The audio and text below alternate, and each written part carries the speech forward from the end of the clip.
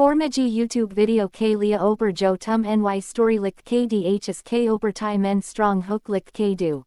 Hook jandar.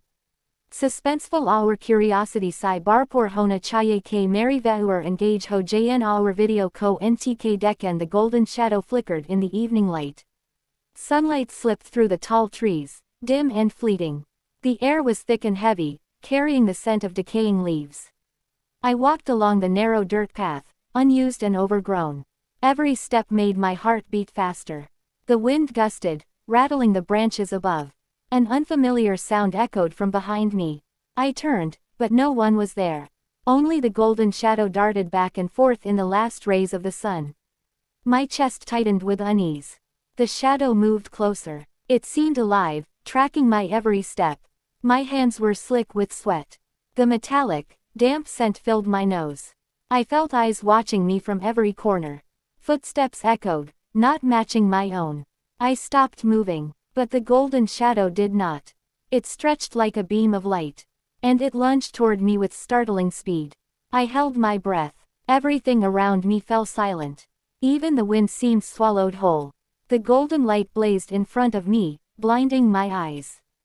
And in that moment, I saw its shape, sharp and undeniable. I froze, unable to look away. The shape before me shimmered like molten gold, yet it carried a darkness within it that made my skin crawl.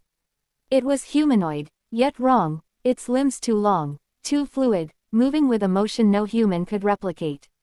I could hear a faint humming, almost musical, coming from it, a sound that reverberated through my chest and made my bones ache. My heart pounded so loudly that I feared it would give me away.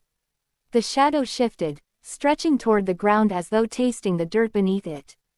Every step I considered taking felt like moving through water, heavy and resistant. I could feel the sweat on my back, and my throat had gone dry. The golden figure's edges glowed, and yet they seemed to absorb the light around them, leaving the forest darker than before.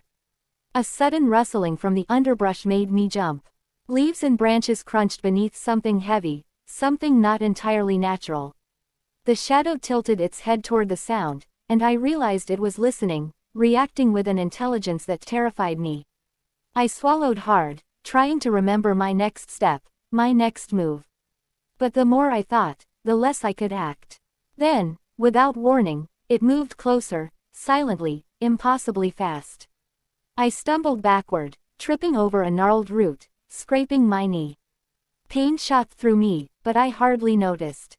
All I could focus on was the golden shadow now only a few feet away. Its presence pressed against my chest, heavy and suffocating, and I felt an almost magnetic pull toward it. I wanted to scream, but no sound came out. My mind raced, searching for reason, for any explanation. Was it a trick of light? A hallucination brought on by the oppressive heat and isolation? But no, its reflection shimmered against the tree trunks, its glow distorting the shadows around it. It was real. Then the humming grew louder, filling my ears with vibrations I could feel in my teeth. The shadow's form began to expand, folding and unfolding in impossible ways. It seemed to mimic every fear I had ever held, stretching into shapes that made my stomach twist. I fell to the ground, my fingers clawing at the dirt, trying to anchor myself to something tangible. A sudden flash of golden light blinded me completely.